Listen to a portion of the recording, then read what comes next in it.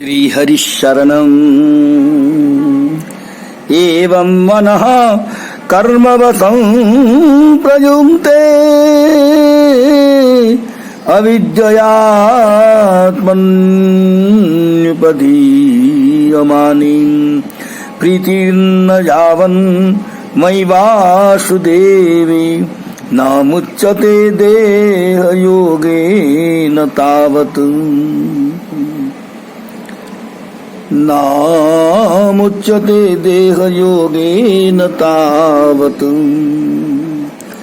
जब जीवात्मा तमोगुण से आच्छादित रहता है तो वह न तो आत्मा को और न परम आत्मा को समझता है और उसका मन सकाम कर्म के वशीभूत रहता है। अतः जब तक उसकी मुझ वासुदेव में प्रीति नहीं होती तब तक उसे देह बंधन को स्वीकार करने से छुटकारा नहीं मिल पाता। जब मन सकाम कर्म से दूषित हुआ रहता है तो जीवात्मा एक स्थिति से दूसरे में उन्नति चाहता है। सामान्य रूप से प्रत्येक व्यक्ति अपनी आर्थिक स्थिति सुधारने के लिए दिन रात कठोर कर्म में संलग्न रहता है। वैदिक अनुष्ठानों को जानते हुए भी मनुष्य स्वर्गलोक पहुंचने का इच्छुक रहता है। वह यह भूल जाता है कि उसका वास्तविक हित भगवत धाम को लौटने में है। सकाम कर्म करता हुआ मनुष्य विभिन्न योनियों में ब्रह्मांड भर घूमता रहता है, किंतु जब तक वह गुरु के संपर्क में नहीं आता वह भगवान वासुदेव की सेवा में प्रवृत्त नहीं होता।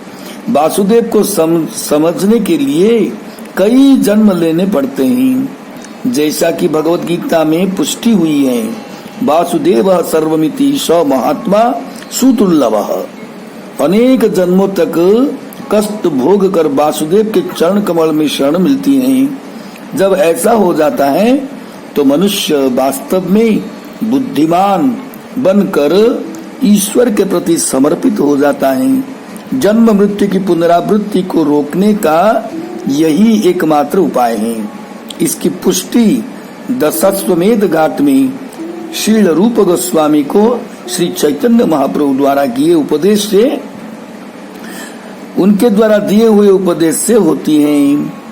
ब्रह्मांड भ्रमिते को न भाग्यवान जीव गुरु कृष्ण प्रसादे पाय भक्ति लता बीज।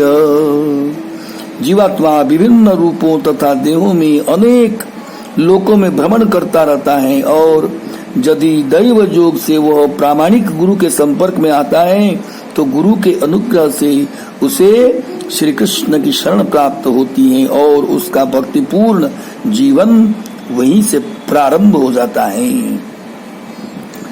यदा न पश्यत यथा गुणेहाम स्वार्थे प्रमत्तः सहसा विपश्चितुं गतस्मृतिर्विन्दति तत्र तापा नासाद्य मैथुन्यमगारमज्ञम् आसाद्य मैथुन्यमगारमज्ञम्। भले कोई कितना ही विद्वान तथा चतुर क्यों न हो, यदि वह यह नहीं समझ पाता कि इंद्रिय तृप्ति के लिए की जाने वाली चेष्टाएं व्यर्थ ही समय की बर्बादी है, तो वह पागल है। वो आत्महित को भूलकर इस संसार में विषय वासना प्रधान तथा समस्त भौतिक क्लेशों का आगार अपने घर में आसक्त रहकर प्रसन्न रहना चाहता है। इस प्रकार मनुष्य मूर्ख पशु के ही तुल्य होता है। भक्ति की निम्नतम अर्थात अधम अवस्था में मनुष्य शुद्ध भक्त नहीं होता है। अन्याभिलाषिता शून्यम ज्ञान कर्मज्ञनव्रतम। शुद्ध भक्त होने के लिए मनुष्य को समस्त भौतिक कामनाओं से मुक्त होना चाहिए तथा उसे कर्म एवं शुष्क ज्ञान छूना तक नहीं चाहिए। निम्न अवस्था में कभी कभी दार्शनिक चिंतन में रुचि हो सकती है जिस पर भक्ति का रंग चढ़ा हो, किंतु इस अवस्था में भी मनुष्य इंद्रिय तृप्ति चाहता है और प्रकृति के गुणों से दूषित रहता है।